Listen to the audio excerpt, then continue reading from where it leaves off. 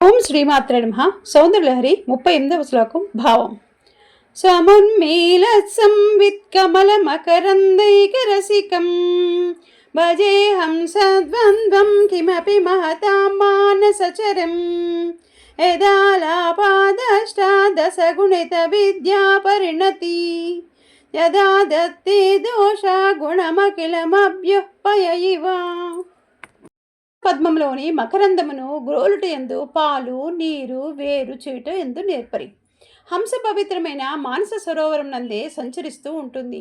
అలాగే హంసేశ్వరులను పార్వతీ పరమేశ్వరుల యోగుల మనస్సు అనడి మానస సరోవరమందు నివసిస్తారు.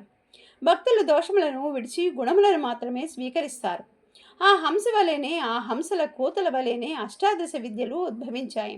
వేదములు, శిక్ష, వ్యాకరణము, ఛందస్సు, నిరుక్తము, జ్యోతిష్యము, కల్పము, మీమాంస, న్యాయము, ధర్మశాస్త్రము, పురాణము, ఆయుర్వేదము, ధనుర్వేదము, గాంధర్వము, అర్థశాస్త్రము, ఇవి అష్టాదశ విద్యలు. అనాథ చక్రమందు సాధకుడు ఈ హంసేశ్వరులను దర్శిస్తాడు. ఓం శ్రీమాత్రే నమః.